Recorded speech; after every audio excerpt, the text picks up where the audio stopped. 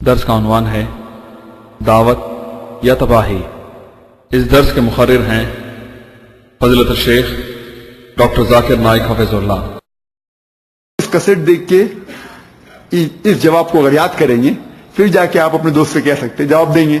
ابھی آپ ایک سوال کے جواب کے ماہر ہو گئے، پھر ان سے کہو کہ محمد صلی اللہ علیہ وسلم میں کیوں نہیں مانتے؟ وہ آپ سے پوچھیں گے کیوں ماننا چاہیے ہمیں؟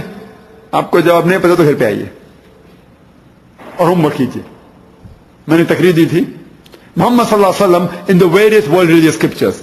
محمد صلی اللہ علیہ وسلم کا ذکر دیگر ادیان میں، دیگر مذاہب میں ہے، سارے میجر ریلیجن میں ہے، ہندو اسکرپچر میں ہے، بدھسٹ مذہب میں ہے، عیسائی مذہب میں ہے، یہود مذہب میں ہے، پارسی مذہب میں ہے، سارے ریفرنس کے ساتھ آپ کیسے دیکھیے۔ اس جواب کو آپ میمورائز کیجئے، یاد کیجئے، اس لحاظ سے کہو۔ ابھی آپ دو سوال کے جواب کے ماہر بن گئے، پھر ان سے کہو کہ آپ صلاح کیوں نہیں پڑھتے؟ وہ پوچھیں گے صلاح کیوں پڑھنا چاہیے ہمیں؟ آپ کو نہیں پتا جواب تو گھر پہ آ کے ہوم ورک کیجیے۔ میں نے ایک ٹاپک کے اوپر لیکچر دیا ہوں، صلاح دا پروگرام انٹو رائچسنس۔ نماز آپ کو اچھائی کی طرف پروگرام کرتا ہے، اچھائی کی طرف آپ کو بلاتا ہے۔ اور آپ اس جواب کو یاد کیجئے، آپ کے دوست سے کہو۔ ابھی آپ تین سوال کے جواب کے ماہر ہو گئے، اس طریقے سے ایک کے بعد ایک آپ انشاءاللہ ایک یا ایک جواب کے ماہر بنتے جائیں گے۔ آپ سوچیں گے کہ اب شیخ دیدہ جیسے اوور نائٹ بن جائیں گے راتوں رات، وہ وقت کبھی آئے گا ہی نہیں۔ بلغوا انی ولو آیا، آپ کو ایک بھی آیت پتا ہے تو آپ کا فرض ہے آپ دوسروں کو جا کے اس کا پیغام پہنچائیں۔ بھلے آپ کو اس کو کنونس کرنے نہیں آتا ہے، لیکن آپ کو پتا ہے اللہ ایک ایک، کم از کم وہ تو کہو۔ ہم صلاح کے اندر امام صاحب آج بھی امام صاحب فرمائیں کل ہو اللہ احد، کہو کہ اللہ ایک ہے۔ میں پوچھتا ہوں اس مسجد میں کوئی بھی شخص جو کہتا ہے اللہ دو ہے کوئی شخص؟ سب کہتے ہیں کہ اللہ ایک ہے۔ تو امام کس سے کہہ رہا تھا؟ آج کہہ رہا تھا کہ نہیں؟ آج جو لوگ تھے وتر کی نماز میں کل ہو اللہ احد، کہو کہ اللہ ایک ہے، کس سے کہہ رہا تھا؟ ہم سے کہہ رہا تھا کہ باہر جا کے ان سے کہو جو لوگ کہتے ہیں اللہ ایک نہیں ہے۔ ہم نماز پڑھتے ہیں باہر جا کے بھول جاتے ہیں سب۔ نماز کا فائدہ ہی کیا؟ نماز پڑھتے ہیں، امام صاحب سلام ہے، اللہ تعالیٰ ہمیں ہدایت دیتے، کہتے کل ہو اللہ احد، کہو کہ اللہ ایک ہے۔ ہم پڑھتے ہیں گھر پہ جا کے بھول جاتے۔ اللہ سبحانہ تعالیٰ سلام میں ہمیں کس طریقے سے اسلام کو فالو کرنا چاہیے دیا گیا قرآن مجید میں۔ ہمیں صرف ہمارا منہ کھولنا چاہیے، ہم گھبراتے ہیں۔ اور بہت سے لوگ، بہت سے مسلمان بھائی مجھ سے کہتے ذاکر آپ یہ کرسچن کے پیچھے کیوں لگے ہوئے، یہ عیسائی کے پیچھے کیوں لگے، یہ ہندو کو کیوں آپ چین سے رہنے دیتے؟ وہ مجھ سے ڈیبیٹ کرتے ذاکر بھائی آپ یہ کرسچن لوگ کے پیچھے کیوں پڑے ہوئے، عیسائی لوگ کے پیچھے کیوں پڑے، یہ ہندو لوگ کو چین سے رہنے کیوں نہیں دیتے؟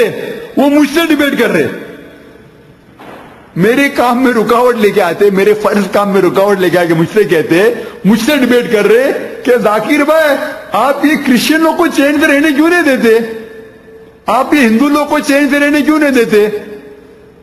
میں بولتا ہوں ارے بھائی دعوت کرنا فرض ہے، تو یہ لوگ مجھ سے کہتے ہم پہلے مسلمان کو پکا مسلمان بنائیں گے، اور سارے مسلمان کو پکا مسلمان بنانے کے بعد پھر ہم غیر مسلمانوں سے دعوت دیں گے۔ ہم پہلے مسلمان کو پکا مسلمان بنائیں گے اور اس کے بعد پھر غیر مسلمانوں میں دعوت کریں گے۔ میں کہتا ہوں ان سے یہ وقت کبھی آئے گا ہی نہیں۔ محمد صلی اللہ علیہ وسلم خود اپنے رشتہ دار کو مسلمان نہیں بنا سکے، کیا آپ سمجھتے ہیں آپ محمد صلی اللہ علیہ وسلم سے بہتر ہے؟ محمد صلی اللہ علیہ وسلم اپنے چچا، اپنے انکل کو خود مسلمان نہیں بنا سکے، کیا آپ سمجھتے ہیں محمد صلی اللہ علیہ وسلم سے بہتر ہے؟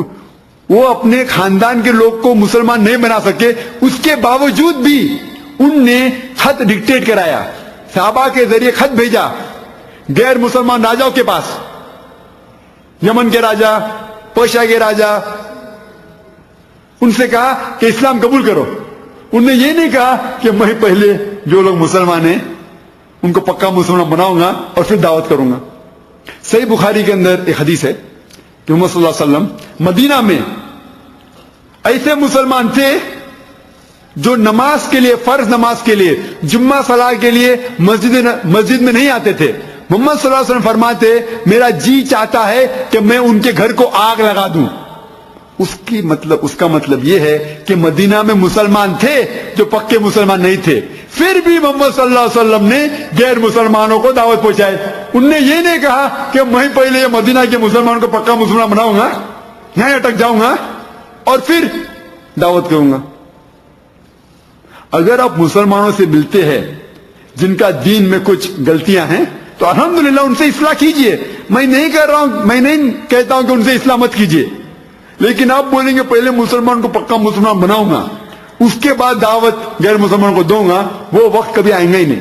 دونوں ضروری ہے. اگر آپ غیر مسلمان سے ملتے تو انہیں اسلام کی دعوت دو. اگر مسلمان سے ملتے ہیں اور اگر آپ کو پتا چلتا ہے کہ اس میں کچھ تو بھی خامیاں ہیں تو ان کے ساتھ اصلاح کیجئے. دونوں ضروری ہے، اصلاح بھی ضروری ہے اور دعوت بھی ضروری ہے. اگر آپ کہیں گے پہلا میں اصلاح کمپلیٹ کروں گا، مسلمان کو پکا مسلمان بناؤں گا اور پھر دعوت دوں گا غیر مسلمانوں کو، وہ وقت کبھی آئیں گا ہی نہیں. دونوں امپورٹنٹ ہے. لیکن اگر آپ کا وقت کم ہے، آپ کو دونوں میں سے ایک ہی کر سکتے ہیں، تو غیر مسلمان میں دعوت اور اہم ہے. کیوں؟ اگر ڈاکٹر ایک ہے اور ایک آدمی آتا ہے، ایک آدمی بیمار آتا ہے جس کو زکام ہوتا ہے، اور دوسرا ایک پیشنٹ آتا ہے جس کا یہ جگولر وین کٹ گیا ہوتا ہے. جگولر وین جو نس ڈائریکٹ ہارٹ میں جاتی ہے، قلب میں جاتی ہے، وہ نس اسی کٹ جاتی ہے. اور ڈاکٹر کے پاس، ڈاکٹر کس کو دیکھنا چاہیے پہلے؟ نس کٹے اس کو نا، کیا جس کو زکام ہے. اگر ٹائم ہے تو دونوں کو دیکھنا چاہیے. تو ڈاکٹر کا کام ہے کہ بیماری دور کرے، لیکن جب ٹائم کم ہے تو نس کٹے والے کو دیکھنا چاہیے، تو بیچارہ مر جائے گا. وہ زکام والا 5-6 دن تھوڑا تکلیف ہوئے گی لیکن وہ مرے گا نہیں. تو اسی طریقے سے اگر غیر مسلمان آتا تو شرک کر رہا ہے، اور ایک مسلمان بھائی جس میں کچھ برابر سے اسلام نہیں کر رہا ہے، دعا نہیں پتا ہونے یا صلاح برابر سے نہیں پڑھ رہا ہے، اس کو بھی سدھارنا اچھی بات ہے. دونوں کو دعوت دینا اچھی بات ہے، دعویٰ اور اصلاح. لیکن اگر ٹائم کم ہے، اگر آپ شرک نہیں روکیں گے تو جہنم میں جائیں گا.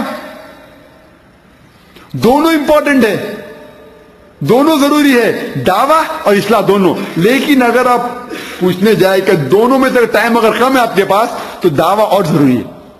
اگر شرک ایک ایسا واحد گناہ ہے جو اللہ تعالیٰ فرماتے سورہ نساء میں سورہ نمبر 4 آیت نمبر 48 اور سورہ نساء سورہ نمبر 4 آیت نمبر 116 میں کہ اللہ سبحانہ و تعالیٰ شرک کو کبھی معاف نہیں کریں گے. دوسرا کوئی بھی گناہ ہو اگر اللہ تعالیٰ چاہے تو معاف کر سکتے ہیں، لیکن شرک کو کبھی بھی نہیں معاف کریں گے. تو شرک ایک واحد گناہ ہے جس سے آپ 100% جہنم میں جائیں گے. 100%، 100% اللہ تعالیٰ فرماتے. لیکن دونوں ضروری ہے، اصلاح بھی ضروری ہے اور دعوت بھی ضروری ہے. ہمارا کام ہے دعوت دینا. اللہ سبحانہ وتعالیٰ فرماتے ہیں سورہ غاشیہ میں سورہ نمبر 88 آیت نمبر 19-21 فذکر انما انت مذکر. آپ کا کام ہے ذکر کرنا، ہدایت دینا اللہ سبحانہ وتعالیٰ کے ہاتھ میں. ہدایت اللہ سبحانہ وتعالیٰ دیتے، ہمارا کام ہے ذکر کرنا. لیکن ہم مسلمان بہانا چاہتے. کیوں ہم کہتے کہ ہم مسلمان کو پکا مسلمان بنائیں گے؟ کیونکہ مسلمان سے بات کرنا آسان ہے. بھائی صاحب داڑھی رکھو. اگر وہ مسلمان داڑھی نہیں بھی رکھنا چاہتا ہے وہ آپ سے جھگڑا نہیں کریں گا. او بھائی صاحب صلاح کے لیے آؤ، نماز کے لیے آؤ. وہ مسلمان اگر نماز کے نہیں بھی آنا چاہتا ہے وہ آپ سے جھگڑا نہیں کریں گا.